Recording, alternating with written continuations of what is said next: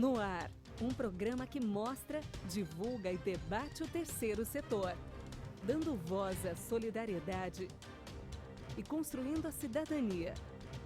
Observatório do Terceiro Setor, o olhar da cidadania, com Joel Scala.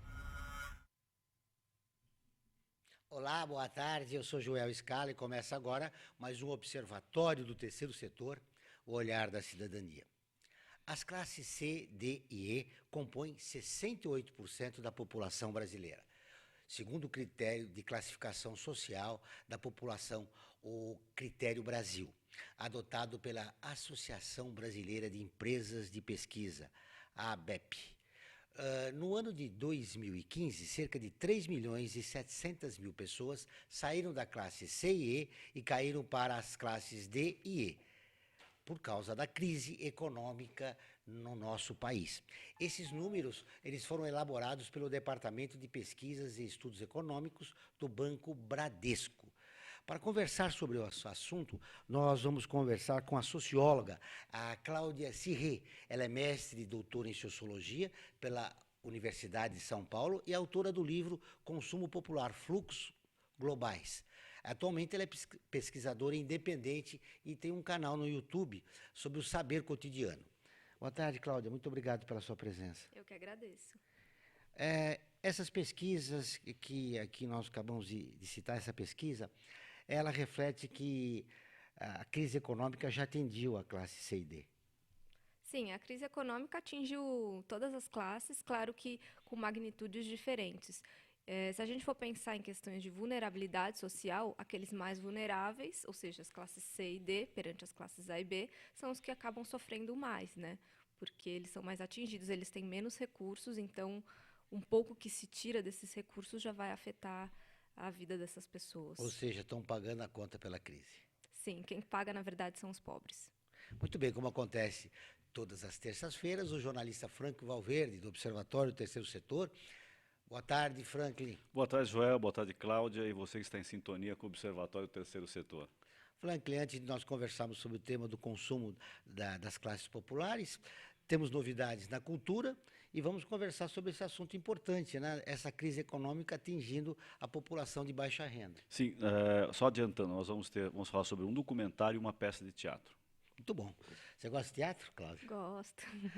O Frank, semanalmente, ele traz algumas alternativas para que os nossos ouvintes e espectadores consigam utilizar de uma forma melhor o seu tempo livre. Muito bom isso. Você tem um livro, né, Cláudia, que você trouxe, o livro que já anunciei, é o Consumo Popular, Fluxos Globais, Práticas e Artefatos na Interface entre a Riqueza e a Pobreza. 2 anos de estudos acadêmicos resultaram nesse livro. Isso, é um compilado dos principais achados do meu mestrado. E durante 2007, 2009, a 2009 eu passei esses 2 anos numa comunidade aqui em São Paulo, na região sudoeste, para entender um pouco a vida dessas pessoas e a relação delas com os equipamentos de consumo na região. Então, tem um shopping ali perto, então a partir da inauguração do shopping se alterou um pouco a dinâmica local de acesso ao consumo, e também eu trato das relações de consumo a partir dos artefatos de cartões de crédito, acesso aos financiamentos, coisa que hoje já está também caindo um pouco, mas naquela época foi o boom, né? E é uma novidade, né, para a classe de baixa renda, a utilização do cartão de crédito. Sim, eu peguei bem o comecinho, quando as pessoas estavam começando a ter acesso a esses tipos de artefatos. Porque a verdade é que o mercado ele sempre foi para os ricos. E aí, a partir de um determinado momento, se viu que ele só poderia expandir se ele também englobasse os mais pobres. E aí os bancos, essas bandeiras de cartão, também começaram a olhar para esses possíveis potenciais consumidores. E foi bem nesse momento, de acordo com a conjuntura econômica da época, né, o governo Lula, as expansões na renda, e aí essas pessoas também passaram a ter acesso a esse tipo de artefato. O consumo das classes de baixa renda, elas começaram, esse evento, o consumo delas começou no primeiro ano do governo Lula, né, com Bolsa Família. O Bolsa Família continua ainda sendo significativo para essa camada da população? Sim, é um programa social que tem sua importância. É importante destacar também que o Bolsa Família, se a gente falar em classe C já não é mais o público do Bolsa Família. Bolsa Família seria classe E mesmo, né, de acordo com esse critério do Critério Brasil. Mas, assim, é uma renda que ajuda as pessoas a sobreviverem minimamente, né? Agora, o consumo da classe C, como se fala hoje, né, desse termo que se popularizou, a classe C, na verdade, ganha muito mais do que... e não precisa do Bolsa Família. E essas pessoas também passaram a ter acesso. Agora, o Bolsa Família contribuiu, sim, para que as pessoas começassem a ter acesso a bens de consumo que antes não tinham. Que antes não tinham, né? Isso. E aí se criou uma nova cultura, né, para essa população que não tinha acesso. Sim, essa cultura ainda está em andamento, diria eu, né? Porque cultura é sempre pensada ao longo prazo. Mas o que eu consegui notar na minha pesquisa foi que as pessoas começaram a se relacionar com o ter coisas de uma forma diferente. Então, diferentemente de uma ética de vamos poupar para daqui a alguns anos eu conseguir comprar algum bem, não, agora eu tenho a possibilidade de comprar esse bem instantaneamente pelo acesso ao crédito, né, pelo aumento da renda e pelo acesso ao crédito. Então, não só o Bolsa Família contribuiu, mas também o mercado se abriu para esse público, é importante dizer, porque antes o mercado era fechado para os pobres. E ele resolveu se abrir também como foco de expansão, né? Realmente é uma mudança significativa, Frank. Cláudia, dentro dessa nova configuração social, da chamada classe C, né? Eu digo chamada classe C porque tem algumas teorias que às vezes não concordam muito com essa divisão, digamos, social, econômica, né, das classes, chamadas classes sociais. Eu te pergunto, dentro desse novo panorama, quais são as prioridades que essa nova classe C deu no consumo? O que eles começaram a consumir mais? O que eles priorizaram mais? Dentro do seu estudo, teve algum mapeamento com relação a isso?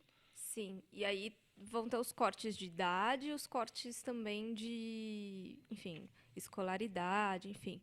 Tem um perfil que são os mais jovens, que começaram a ter os seus primeiros empregos justamente nesse boom.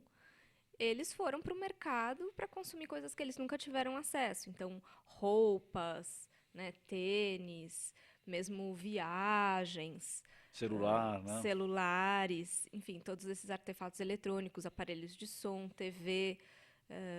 Para as famílias, em geral, a gente percebe um incremento no consumo de alimentos mesmo, de gêneros alimentícios que antes eles não tinham acesso, o acesso era mais restrito. Produtos eles subiram na categoria, então consumiam produtos de uma categoria mais baixa, passaram a consumir produtos melhores, melhor, né? se alimentar melhor. Aí entram também gastos com planos de saúde, gastos com escola, né, faculdades também, que também teve o boom do ensino superior privado, e viagens também. E aí a gente encontra diferentes padrões de comportamento conforme o grupo social. Um aspecto que eu queria destacar, você falou acesso à educação, às faculdades. É possível dizer que essa classe, além de ter ido para o consumo, se consolidar no consumo, criando uma nova cultura que, segundo você, ainda está em andamento, ela pode ser considerada uma classe também cidadã? Ela já tem consciência dos seus direitos? É possível falar isso também? Acredito que sim. Acredito que isso também é um processo de conscientização, mas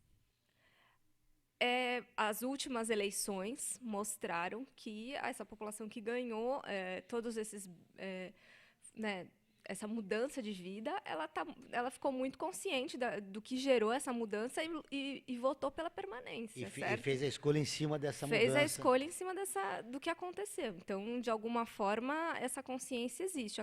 Agora, precisa ser, né, ao longo do tempo, a gente tem que ver como isso vai se ressignificar, como que as pessoas vão enxergar esse processo ao longo do tempo, principalmente agora, num momento de crise, né? Em que tudo meio que parece que vai voltar ao que era antes, as pessoas também não querem voltar ao que era antes, né? O seu livro, você disse no início do programa que fez um estudo, né, numa determinada comunidade. Você conseguiu observar esse avanço na qualificação cidadã dos integrantes daquela comunidade? Olha, isso muito pouco, porque isso que eu estou te falando agora já é algo que é uma consequência desse processo. Eu peguei bem o olho do furacão, né? Quando nem ainda se falava em classe C. Eu peguei bem o comecinho. Então, é difícil de dizer que eu notei. Mas as pessoas estavam assim percebendo que algo novo estava acontecendo, que elas estavam consumindo de formas diferentes, que elas estavam tendo um acesso que antes elas não tinham, e enxergavam de forma positiva. Esse acesso à educação que você mencionou, ela tem consciência de que ele deve ser de qualidade ou ela só pelo fato de ter acesso à educação, ela já se insere nesse processo? Então, é bem o que você falou, a segunda opção. Para quem nunca teve nada, para quem o cogitar fazer uma faculdade nem passava assim, pelos planos, né, pelo horizonte de possibilidades dessas pessoas, o fato de poder ter acesso à universidade já é um grande passo, né? São os primeiros nas famílias a terem um diploma de ensino superior. Então, isso já é um grande avanço, né? Muito bem, nós vamos para o intervalo e voltamos dentro de instantes. Observatório do Terceiro Setor. O olhar da cidadania.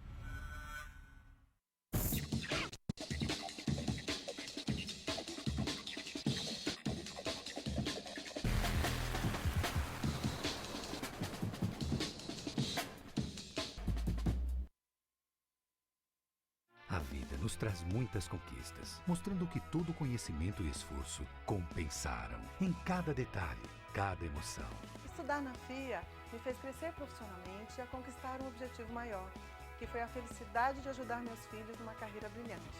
E a FIA compartilha esses sonhos com a melhor estrutura, corpo docente e networking que conduzem ao sucesso e à felicidade.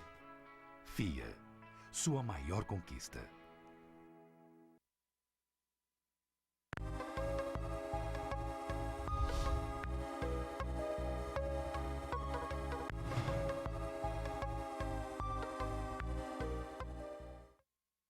A FUNASP colabora com a USP nas relações entre fundações por meio de fóruns, simpósios, seminários, pesquisas e intercâmbio de informações, além do seu investimento na área social.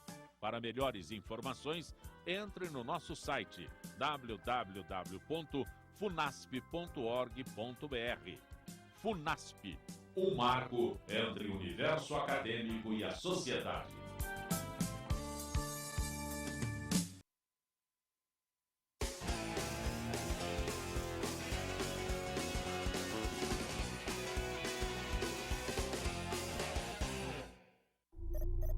Internacionalizar a economia afeta o seu emprego? Para onde vai o Brasil? Ter opinião sem análise é só repetição. Repetição, repetição, repetição, repetição, repetição, repetição, repetição, repetição. Informação é importante. Análise é fundamental. Le Monde Diplomatique Brasil. Independente e crítico. O Observatório do Terceiro Setor é uma plataforma de mídia que desde 2012 se dedica a mostrar o trabalho das entidades de interesse social. Durante esse tempo, mais de 1 milhão de pessoas acompanharam nossa atividade na divulgação de ações e campanhas das organizações sem fins lucrativos, mostrando as boas práticas nas áreas de saúde, educação, direitos humanos, meio ambiente e cultura, e o seu impacto na sociedade brasileira. Estamos presentes no rádio, às terças e quintas, às 14 horas, na rádio Trianon AM 740. E na TV, às quartas-feiras, à meia-noite, na TV aberta de São Paulo, nos canais 9 da NET, 8 da Vivo Fibra e 186 da Vivo. E na internet, com um portal e perfis no Facebook e no Instagram. Hoje, já contamos com um acervo de mais de 15 mil minutos de gravação, com cerca de 400 personagens que fazem a diferença no terceiro setor. E atingimos mais de 40 países. Observatório do Terceiro Setor, o olhar da cidadania.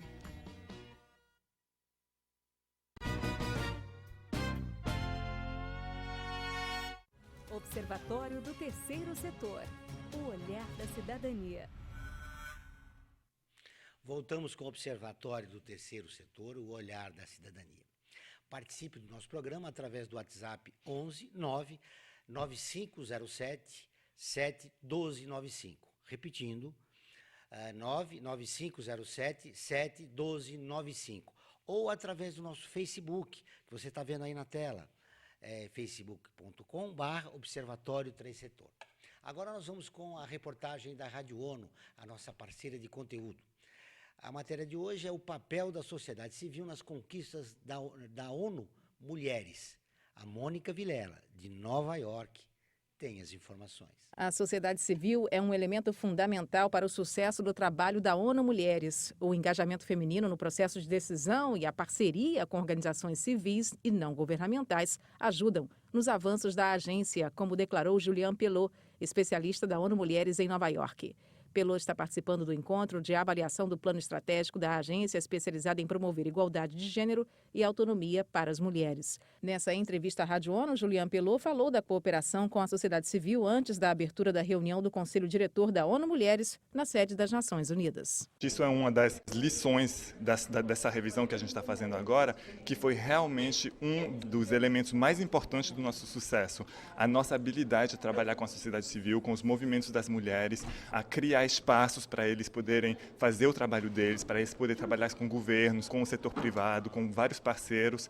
Isso foi um grande elemento de sucesso no nosso trabalho nesses últimos 2 anos. Criada em 2010, a ONU Mulheres atua em 93 países. Desde a fundação da agência, houve melhorias e crescimento em índices de participação das mulheres na sociedade, como, por exemplo, a representação em política partidária e a presença de mais congressistas em parlamentos pelo mundo. Da Rádio ONU, em Nova York, Mônica Vilela Grayley. Muito bem. Depois da matéria da Rádio ONU, falando do empoderamento das mulheres no mundo, né? Nós vamos com as notícias de cultura com Franklin Valverde. Franklin. Vamos lá, eu tenho 2 dicas sobre cultura nesta semana. A primeira delas é o Botão de Pérola, tá? Que é um documentário de um cineasta chileno chamado Patrício Guzmán. O Patrício Guzmán ele já é autor também de outros documentários importantes, como A Nostalgia da Luz, que já foi exibido aqui no Brasil, e A Batalha do Chile. Esse documentário, O Botão de Pérola, né, que na verdade originalmente chama-se El Botón de Nácar, né, que da tradução seria O Botão de Madre Pérola, mas para ficar mais poético, acho que eles colocaram como Botão de Pérola. Ele começa tratando da questão do consumo da água. Depois ele fala das populações autóctones do Chile, né, que tinham a sua relação com a água, o massacre desses indígenas, e vai caminhando até a questão da repressão na ditadura do Pinochet, né. Apesar de ser um tema pesado para ser abordado, o Patrício Guzmán aborda de uma forma bastante poética. E quem puder, eu recomendo que assista esse filme que está sendo exibido no Cine Sesc, lá na Rua Augusta, 2075. Tema atualíssimo, né? Sim, a relação do homem com a água. Exatamente. E mais essas questões políticas, né, envolvendo o próprio relacionamento da população, a maneira dela se colocar, e conquistando espaços na sociedade. As né? feridas ainda não estão bem cicatrizadas na América do Sul, sobretudo no Chile, aqui no Brasil. Infelizmente, não estão mesmo. E só para registrar também, esse filme ganhou o prêmio de melhor roteiro no Festival de Berlim no ano passado. Tá? Então é um belo filme do Patrício Guzmán. Internacional a respeito da qualidade. Sim, é verdade. E a nossa outra dica é Cartografia do Afeto, Manifesto Léo Nilson, que é uma peça de teatro bastante diferente. E, na verdade, o que você tem que fazer para assistir essa peça? É uma peça gratuita. Você liga, né, pelo menos no telefone, vou dar o telefone aqui, 97237-8831. Você marca, né, você diz que você vai querer participar, né, vai querer assistir essa peça, tem um ponto de encontro. Em geral, acontece ponto de encontro na Praça Roosevelt, e as pessoas saem pelo Bexiga, pela Bela Vista, andando, e no percurso acontece uma série de performances. Então tem as performances e você sobe em direção ao MASP. É uma peça totalmente diferente, que é feita ao ar livre, na rua. Muito interessante. É interessante, eu acho que é um belo convite para as pessoas claro assistirem uma peça de teatro diferente e conhecer um lado, para quem não conhece ainda, da nossa querida cidade de São Paulo. Você sabe que eu me lembrei do Augusto Boal, ele tem o Teatro do Oprimido, ele fazia essas Sim, experiências. É verdade. Faziam supermercados, né? Escolhia um tema de interesse da população, ia lá e teatralizava aquele tema, até para a tomada de consciência da população. É verdade. Né? É verdade. E só para repetir novamente o telefone, para quem não anotou, as sessões são às quintas-feiras, às 17 horas, sexta e sábado, às 15. O telefone para você marcar, né, e se encontrar para participar da peça. 972378831. Atenção, o Frank vai repetir. É uma experiência muito interessante num grupo de teatro. Você vai precisa telefonar para avisar que você quer participar de determinado dia. A peça é a semana inteira? Tem Não, é quinta-feira às 5 da tarde, às 5 da e tarde. Sexta e sábado às 3. Então vamos lá, o telefone o Frank vai dar novamente. Cartografia do Afeto, o Manifesto Léo Nilson, né, baseado na obra do José Leonilson Bezerra Dias, né, o artista plástico. E o telefone para participar é 972378831. Tá aí, o Frank sempre com novidades interessantes. Um filme do cineasta chileno, que fala do homem e a relação que ele tem com a água. Atualíssimo tema, nós sofremos esse problema aqui no nosso país e acho que no mundo inteiro. E a Cartografia do Afeto, essa peça que lembra um pouco as experiências do Augusto Boal, do Teatro da Helena, dos anos 60, né, Frank? É verdade, 60 e 70, né? Depois ele foi para o exílio e desenvolveu isso no exterior. Interessante, inclusive. né? Muito Essa experiência. interessante. Motivou você telefonar para participar? Me motivou. E você sabe que eu queria voltar um pouco, nós apresentamos a ONU Mulheres, né, uma matéria das mulheres e do crescimento da sociedade civil, e me ocorreu te perguntar, e as mulheres da população de baixa renda? Aí você entrou num tema muito especial para mim, porque foram as minhas principais interlocutoras. Eu falei com muitas mulheres que eram donas de casa e, ao mesmo tempo, trabalhavam, então tinham essa jornada dupla, cuidavam e criavam, na maioria das vezes, sozinhas os filhos. E são guerreiras mesmo, são pessoas que têm muita força de vontade para conseguir aquilo que elas almejam. E de fato, a gente vive num país em que ainda há muita desigualdade de gênero. Esse é um tema que está agora na ordem do dia também, as conquistas, né? Essa desigualdade se expressa na população de baixa renda muito claramente? Se expressa claramente, porque as mulheres elas são as chefes de família, né? Então já não tem muito a figura masculina. É muito mais difícil para os homens, depois de uma determinada idade, a arranjar um emprego, sendo que as mulheres podem trabalhar como doméstica, enfim, outros serviços. Até porque a força de trabalho feminina, o valor é mais baixo, né? Tem a ver com isso. As mulheres ganham menos, né? E aí as mulheres também, dentro de casa, têm que efetuar as tarefas domésticas, sobra tudo para elas. Então, a figura masculina também não contribui para tornar essa relação mais igualitária, né? Tá aí uma contradição ou seja, espantosa, o consumo melhorou, digamos, a qualidade de vida, mas eu acho que não entrou ainda nas questões culturais, né? De uma mudança, de uma postura cultural, né? Que acho que seria a próxima etapa, né, nessa nova construção dessa sociedade brasileira, né? Como eu falei, a ideia de cultura ela é sempre pensada a longo prazo. A gente pode pensar que, de fato, o consumo de mais equipamentos domésticos pode ter ajudado a otimizar algumas tarefas, né? Mas ainda não há claramente uma divisão de tarefas e às vezes a figura masculina é ausente. Então, a mulher é a chefe da família, né? Elas são as chefes da família e elas que decidem. Mesmo quando tem um homem, as decisões de consumo estão muito calcadas nelas. Elas muitas vezes controlam os gastos, os cartões de crédito, elas que emprestam ou não os cartões de crédito para as outras pessoas da vizinhança, que tem muito esse trânsito também de cartões. E elas são as grandes decisoras dos momentos de consumo. Ou seja, aí há uma contradição, já que a mulher é responsável economicamente pela família, toma as principais decisões, mas ainda depende da figura masculina? Não é questão de depender.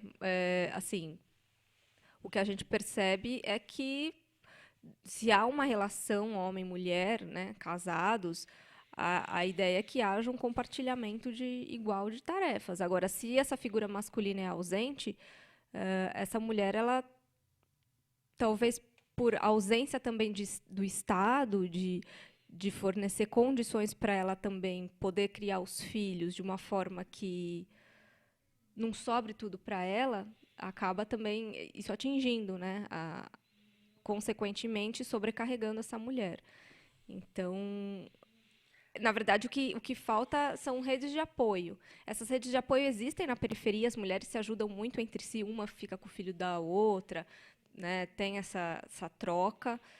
Mas o papel do Estado ainda é muito relevante, né? Nessa digamos, emancipação da mulher, né? Falta. Em outros países na Europa, a gente vê isso, né? Em relação à violência doméstica?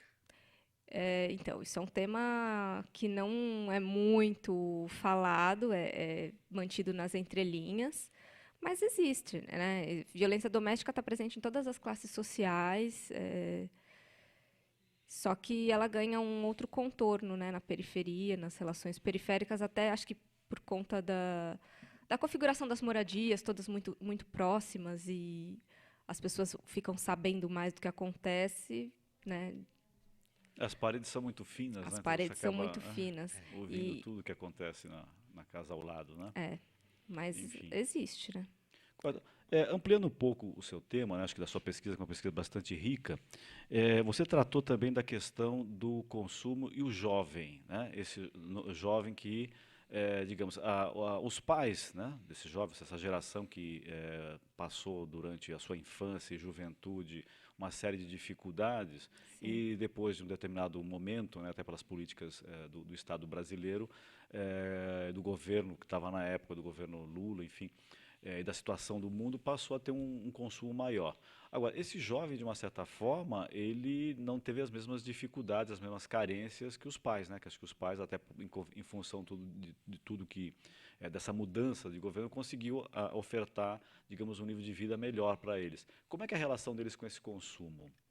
Então, os jovens, como você falou, William, eles não passaram por todas as dificuldades que os pais, no começo, muitos migrantes, né, passaram ao chegar em São Paulo, ou mesmo nas suas infâncias. Eles já cresceram numa redoma de universalização, de alguma forma, do ensino fundamental, então, e médio, né? Então, eles já entraram não ficaram sem ir à escola. E os pais, de acordo com a viração cotidiana ali, bem nos momentos de inflação, ainda dos anos 90, e pós-inflação, a partir do Plano Real, ainda também tentando se segurar e garantir o mínimo, né? Aí chega nos anos 2000 e explode o consumo. E aí eles também passam a ver coisas e querer coisas que seus pais jamais, os pais contavam para mim, eu jamais pediria isso para os meus pais, e eles pedem para mim, mesmo sabendo que eu não vou poder comprar, mas tem esse estímulo maior de consumo e de poder ter acesso a coisas que os pais jamais cogitariam ter. Ou seja, é uma mudança interessante na família, né? Porque com a Sim. experiência da escola, os jovens vêm e têm um outro tipo de diálogo com os pais em relação ao consumo. Eles têm acesso, já pelo menos pela informação, né? E se estabelece uma nova família, né? Já que o acesso ao consumo pode ser dado por vários equipamentos, não só aquilo que os pais imaginavam, mas o que os jovens já têm conhecimento, através até da própria internet, das redes sociais. Sim, e as redes sociais ainda era Orkut na época, o Facebook ainda estava bem no comecinho, mas as redes sociais também configuravam como um elemento de visibilidade, dar visibilidade a quem eu sou, e quem eu sou também permeado através das coisas que eu tenho, do que eu consumo. A questão da ostentação, né, que é uma palavra que está muito em voga, até esse menino que brutalmente foi assassinado essa semana Sim. passada aí pela GMC, o coleguinha dele que estava no carro, né, na frase, saiu hoje inclusive no Estadão, a primeira página do Estadão, que eles tinham pegado o Chevette, saído para ir para uma quermesse, né, para uma festinha, e na verdade eles só queriam se divertir e ostentar, né? A palavra ostentação estava colocada. Então muito desse consumo passa um pouco por essa questão da ostentação também, não? Sim, a gente vive numa sociedade de consumo, isso pensando mundialmente falando, né? E a configuração das identidades hoje se dá muito pelo que a gente consome. Só que isso na periferia, num cenário de vulnerabilidade em que a pobreza falava muito alto há uns anos atrás, o fato de você ter alguma coisa já mostrava que você era diferente, uma forma de se diferenciar. Por isso que as grifes de marca, né, todas fazem muito sucesso, porque é necessário, num ambiente de pobreza, você se diferenciar, você mostrar que você mora ali, mas você é diferente. E nos últimos anos, com essa levada dessas manifestações do funk ostentação e de outros fenômenos culturais que surgiram na periferia, a tendência é que, e para alguns jovens, isso se torna uma tônica, né, de pensar que eu vou poder ser alguém a partir das coisas que eu uso e que eu ostento. Esse exemplo que o Franklin deu desse garoto, né, de 10 anos, Sim, garoto. morto, é uma denúncia contra os problemas sociais que o país vive, né? A profunda concentração de renda que existe e que o jovem da periferia não tem acesso aos bens de consumo que deveria ter normalmente, numa sociedade mais justa, né? Sim, e muitas vezes os bens de consumo que eles também querem ter são referências um pouco distintas dos bens de consumo que os jovens das classes mais altas querem ter, né? Eles podem até desejar as mesmas coisas, mas eles desejam de formas diferentes, né? Então, a questão que aparece muito nesses videoclipes, né, desses garotos, tal, o ouro, né, os relógios, a questão da bebida, né, o uísque, a forma como você consome, tudo isso já aponta um determinado gosto de classe, diríamos assim, uma forma dessa classe, né, dizer quem ela é. É uma busca de identidade, né? É uma busca de identidade pelo consumo. Eu sou um cidadão e eu estou aqui, né, presente, né? É uma forma de afirmar, né, a sua individualidade, né? Enquanto classe, né? Sim, e de alguma forma isso acaba, de acordo com as nossas configurações socioculturais, acaba desembocando mais para uma identidade voltada para o consumo e não para outros elementos, né?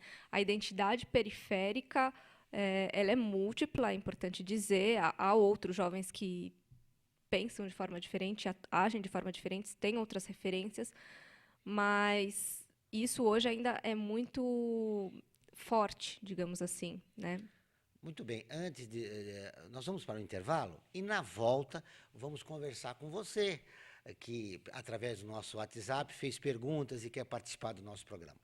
Voltamos dentro de instantes. Observatório do Terceiro Setor. O olhar da cidadania.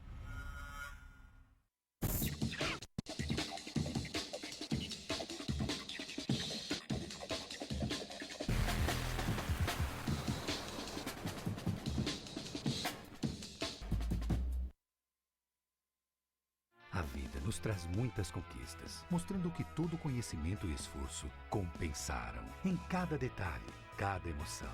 Estudar na FIA me fez crescer profissionalmente e a conquistar um objetivo maior, que foi a felicidade de ajudar meus filhos numa carreira brilhante. E a FIA compartilha esses sonhos com a melhor estrutura, corpo docente e networking que conduzem ao sucesso e à felicidade.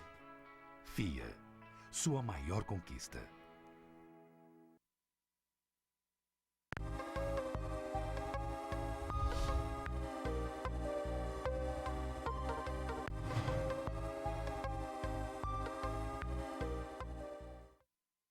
A FUNASP colabora com a USP nas relações entre fundações por meio de fóruns, simpósios, seminários, pesquisas e intercâmbio de informações, além do seu investimento na área social.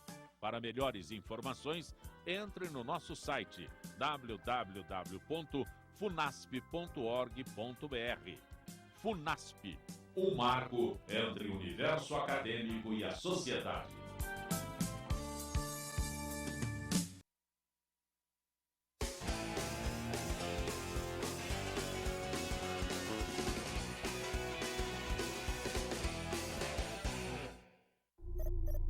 Internacionalizar a economia afeta o seu emprego? Para onde vai o Brasil? Ter opinião sem análise é só repetição. Repetição, repetição, repetição, repetição, repetição, repetição, repetição, repetição. Informação é importante, análise é fundamental. Le Monde Diplomatique Brasil, independente e crítico. O Observatório do Terceiro Setor é uma plataforma de mídia que desde 2012 se dedica a mostrar o trabalho das entidades de interesse social. Durante esse tempo, mais de 1 milhão de pessoas acompanharam nossa atividade na divulgação de ações e campanhas das organizações sem fins lucrativos, mostrando as boas práticas nas áreas de saúde, educação, direitos humanos, meio ambiente e cultura, e o seu impacto na sociedade brasileira.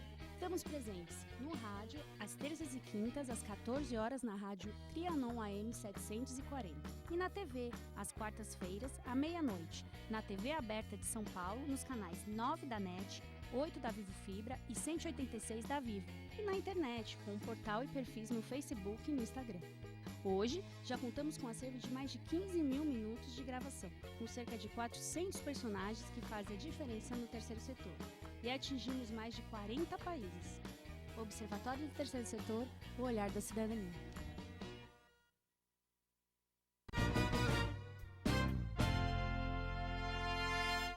Observatório do Terceiro Setor, o olhar da cidadania.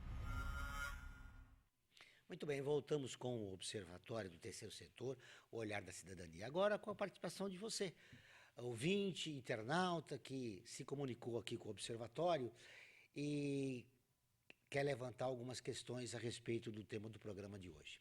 O Jefferson Andrade, de Itaquera, obrigado, Jefferson, ele pergunta: o número de filhos das classes D e E diminuiu com o acesso à faculdade?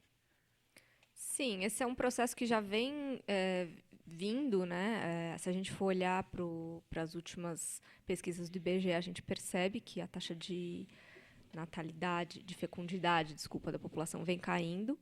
E conforme as pessoas vão estudando, né, tendo mais acesso à informação, diminui sim, mas ainda é maior do que nos bairros mais elitizados. Se a gente for comparar classes, né, ainda nasce muito mais gente pobre do que rica no Brasil. Tem um dado interessante que foi divulgado hoje de manhã. O estado de São Paulo, na cidade, está 1,8 filhos por casal. Estado de São Paulo. A cidade está um pouco mais, está 2, alguma coisa, que deve seguir mais ou menos a média do Brasil. Mas a tendência geral é de diminuição. Sim, essa é uma tendência geral. Tá aí, Jefferson. Mundial, pirâmide... Né? Nos grandes países do primeiro mundo... A pirâmide etária vai se inverter, né? A gente vai ter mais... A Ana Beatriz Lucena, de Lucena, né? É isso? Ana Beatriz, obrigado, Ana, pelo contato. Qual foi a sua maior dificuldade na sua pesquisa para a criação do livro?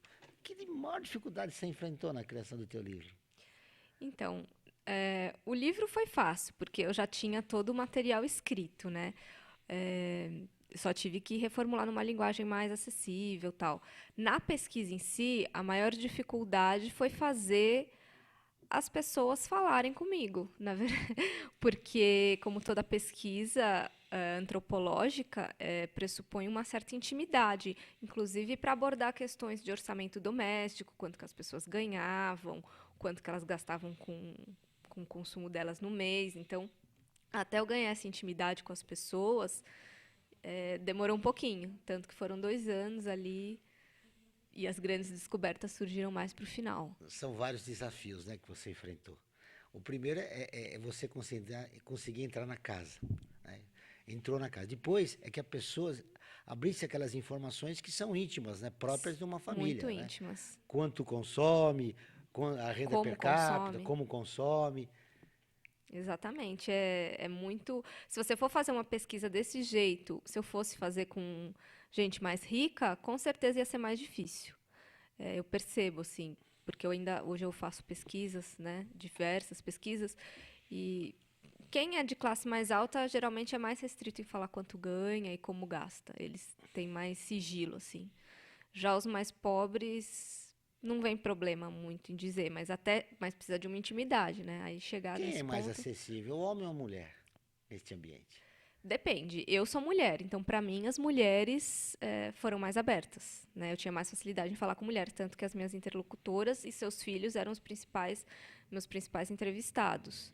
Caso eu fosse um homem, talvez fosse mais fácil falar com os homens. Varia muito. As notícias, agora vamos para as notícias, foram essas. Daqui a pouco a gente volta, né, com as perguntas através do nosso WhatsApp e também através do facebook.com/Observatório 3 Setor. As notícias de hoje, a ONG Aventura de Construir está, olha aí, eu gostaria, essa aventura de construir. Ela está oferecendo um curso gratuito sobre redes sociais para jovens. Aulas vão de 5 a 26 de julho e ocorrerão na zona leste da capital paulista. A sede da ONG, Mensagens da Esperança, a sede da ONG, olha aí, se você quiser participar, está aí a dica. Muito bem. A Rússia proíbe mulheres de exercerem 456 tipos de trabalho em 38 indústrias. O fato foi destacado pelo Comitê para a Eliminação da Discriminação contra as Mulheres da ONU.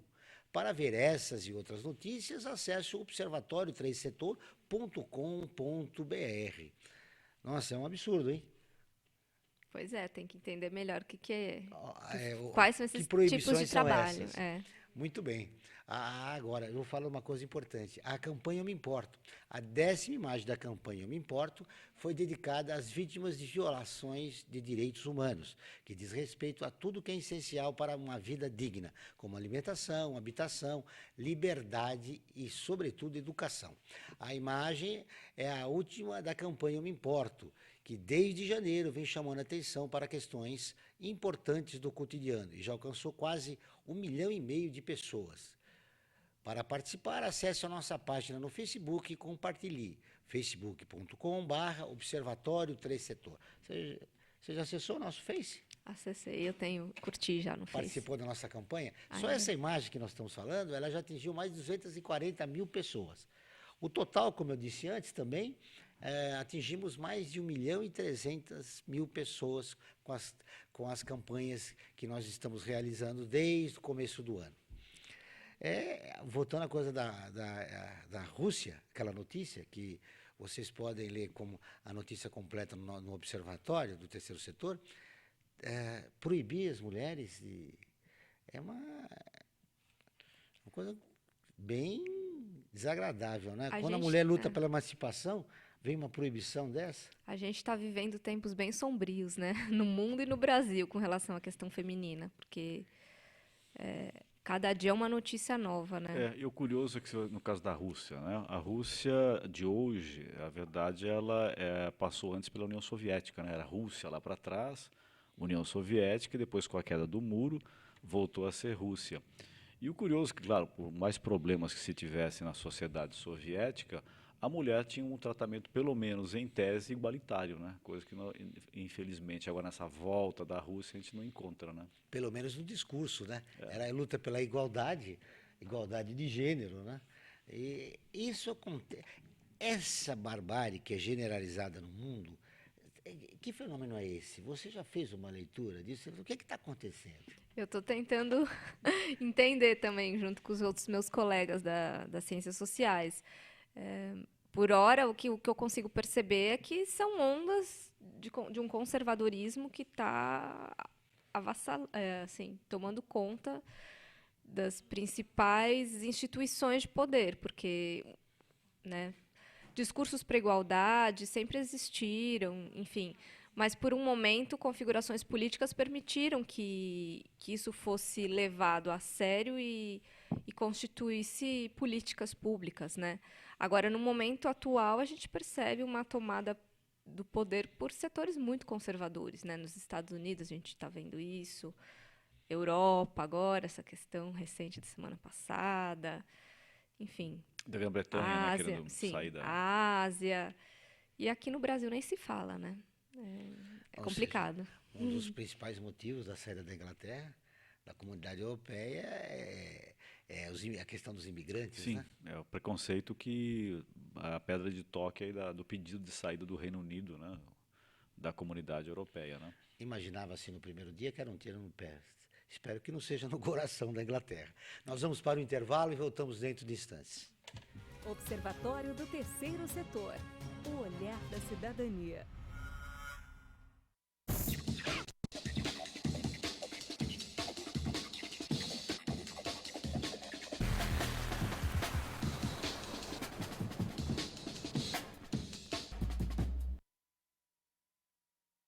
vida nos traz muitas conquistas, mostrando que todo conhecimento e esforço compensaram em cada detalhe, cada emoção. Estudar na FIA me fez crescer profissionalmente e a conquistar um objetivo maior, que foi a felicidade de ajudar meus filhos numa carreira brilhante. E a FIA compartilha esses sonhos com a melhor estrutura, corpo docente e networking que conduzem ao sucesso e à felicidade. FIA, sua maior conquista.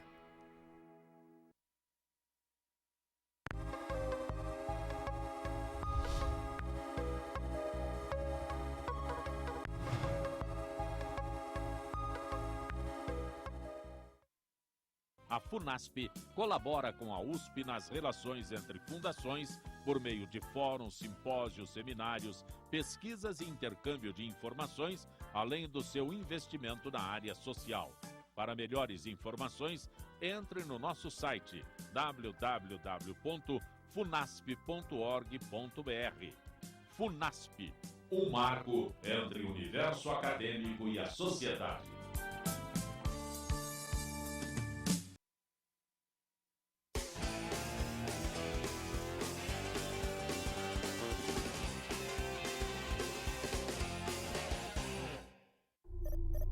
Internacionalizar a economia afeta o seu emprego? Para onde vai o Brasil? Ter opinião sem análise é só repetição. Repetição, repetição, repetição, repetição, repetição, repetição, repetição, repetição. Informação é importante. Análise é fundamental. Le Monde Diplomatique Brasil, independente e crítico. O Observatório do Terceiro Setor é uma plataforma de mídia que desde 2012 se dedica a mostrar o trabalho das entidades de interesse social.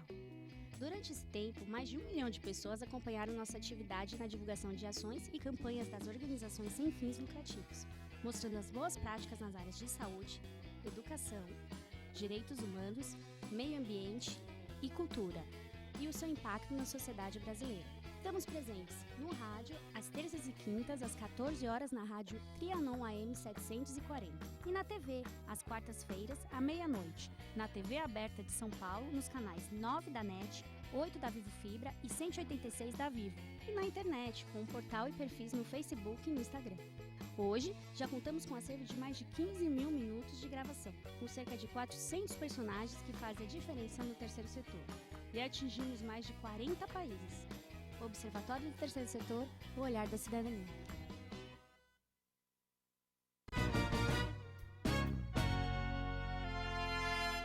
Observatório do Terceiro Setor, o olhar da cidadania. Voltamos com o Observatório do Terceiro Setor, o olhar da cidadania. Agora sim, continuando com a participação dos nossos ouvintes e espectadores. A Carla Patrícia de Santos, obrigado pela participação, Carla.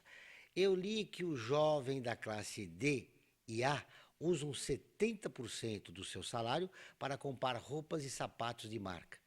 Isso é uma maneira de tentar quebrar a desigualdade social? Ela pergunta. Pode ser uma maneira de, como a gente falou, de criar uma identidade a partir de mostrar quem você é a partir do consumo. Mas também acho que valeria a gente entender quais as motivações disso, né? Se a gente for pensar na comparação, um jovem de classe que mora na periferia, por exemplo, classe C, D, ele tem que... A preocupação com a aparência é muito mais pesada, porque ele sempre tem que provar que ele não é bandido, ele sempre tem que provar que ele não é pobre. Então, a gente sabe que o preconceito existe. Em determinados locais, aqui na nossa cidade, isso é muito claro. E para você ter acesso a certos locais, você tem que estar vestido de uma maneira X. E esses jovens acreditam que, se municiando dessa forma, com esses bens, seja uma maneira de acessar mais facilmente e sofrer menos preconceito. Então, também tem esse outro olhar. Não simplesmente um olhar, poxa, eles gastam tudo que eles têm com roupa e coisa de marca, né? A gente tem que tomar um pouco de cuidado com esse tipo de raciocínio e tentar entender as motivações por trás desse tipo de comportamento. Percentualmente também o que eles ganham, né? O produto de marca custa a mesma coisa para quem é da classe A como para a classe E, né? Só que a classe A ganha muito mais, isso percentualmente não representa quase nada, né? E para a classe E, no salário dele, né, no que eles ganham, o impacto é muito maior, né? Sim. Mas a discriminação deve ter um impacto na autoestima do jovem, né? Porque é complicado você ser pobre ter um tratamento e o jovem da classe média alta ter outro, né? Sim, o fenômeno dos rolezinhos que aconteceu e ainda tem acontecido, mas menos agora em shoppings, mostra muito claramente isso, né? Se fossem jovens de classe alta em grupo de um shopping, não teria causado todo o furor que causou, né? Só porque eram negros da periferia, se vestiam de determinadas formas, tinham formas de agir, de se comportar, gerou todo esse medo social. Vamos tirá-los daqui, o que eles estão fazendo? Eles vão assaltar o shopping, né? O complicado é que isso fica explícito, né? Muito. Por exemplo, no comportamento da polícia, né? A polícia tem um tratamento com o jovem da periferia e com outro dos jardins, né? Sim, a polícia foi educada para diagnosticar bandido olhando para a cor da pele da pessoa, né? Muito bem. O Teodoro Marcelo, do Jardim Peri, obrigado, Teodoro, pela sua ligação. Os jovens da classe E estão estudando? Porque o índice era alto fora da escola e por opção. Olha que coisa interessante. Ele tem ali um indicador de uma pesquisa que os jovens da classe E estavam fora da escola por opção. Então, eu desconheço essa pesquisa, teria que olhar com mais propriedade. O que a gente sabe é que o ensino é obrigatório e não tem esse negócio de fora de opção. As pessoas têm que frequentar a escola. Agora, também vale a pena questionar. Eu optei sair da escola, mas e a escola? O que a escola tem para me oferecer? A gente sabe que as escolas na periferia, principalmente as escolas públicas, elas já têm uma série de problemas. Nas periferias, esses problemas se agravam ainda mais. Então, a gente tem que pensar também a escola como um fator que pode expulsar os alunos, não simplesmente a opção dos alunos de não frequentar a escola. Um processo de exclusão, né? Eu não sei, até como um professor, né, o que eu acompanho, e muitos dos meus alunos são provenientes dessa classe D e C. Às vezes o que eu sinto é que esses alunos, na verdade, eles saem, a opção deles é a saída, mas eles saem porque eles não conseguem acompanhar, por uma deficiência no ensino médio fundamental. Tá aí. E a escola que deveria ser digamos, o pontapé inicial para uma mudança, né, para um reconhecimento social, acaba sendo desqualificada, por opção, segundo a participação do jovem que fez a pergunta. Muito obrigado pela participação de vocês. No próximo programa, a gente sempre vai tentar aumentar as perguntas e a participação do ouvinte e do internauta. Olha, eu estou quase no final do programa, foi um grande prazer te receber. Prazer foi meu. Faltou a gente falar do endividamento dos jovens, das famílias, da utilização dos cartões de crédito, da jovem da periferia, que ainda tem engravidamento precoce, o consumo dela, se é para consumir para sobrevivência ou ainda ela já sente o apelo da indústria da beleza, mas você vai voltar outros dias aqui para a gente conversar sobre isso, tá bom? Para fechar, o que você diria sobre o seu livro e o impacto desse estudo que você teve em relação à população de baixa renda? Bom, eu peguei bem o comecinho, né? Ainda quando muito pouco se falava em classe C. Mas o que eu consegui diagnosticar é que, de fato, o Brasil mudou muito. Ainda a gente está em processos, mas as pessoas têm mais acesso ao consumo e, a partir desse acesso ao consumo, reconfiguram-se, por exemplo, as hierarquias dentro da família, reconfiguram-se os acessos à cidade, aos espaços urbanos, com toda essa questão dos shoppings também indo para as periferias, e a própria questão de lidar com o orçamento doméstico, né? Lidar com as finanças. Isso é algo muito novo, as pessoas estão aprendendo ainda a não se endividar, a fazer as contas e poder gastar apenas o que elas conseguem pagar. Então, tudo isso gera uma série de mudanças na vida das pessoas que compõem esse mundo popular, digamos assim. Muito bem, obrigado pela audiência de vocês. Obrigado, Cláudia Cirré. Espero você vê-la outras vezes aqui no Observatório. Frank, fechamos mais um programa. Verdade. Semana que vem estamos de volta. Estaremos juntos. Vamos encerrar com uma poesia da Lucélia Lima, Desigualdade Social. O que é desigualdade social? E não ser todo mundo igual. Você se comparar a alguém, sente-se inferior a quem? O teu social estampa sua cara. Você não é mais nem menos. A desigualdade está no retrato, quando julga que houve destrato. Apologia se faz à desigualdade, tratam do assunto com sinceridade, mas o preconceito faz parte da realidade. Perdemos o tempo com a nossa identidade, temos direitos, mas existe o preconceito. Somos proibidos pelo poder ao direito. Enxergamos as diferenças e aceitamos. Esquecemos nessa hora até onde moramos. Perdemos o rumo até a direção.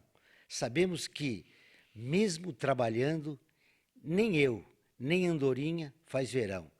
Afinal, todos querem ganhar o pão. Muito obrigado pela audiência. Até a próxima terça-feira.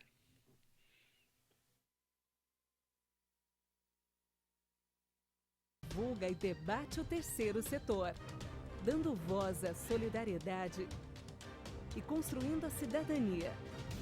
Observatório do Terceiro Setor, o olhar da cidadania, com Joel Scala.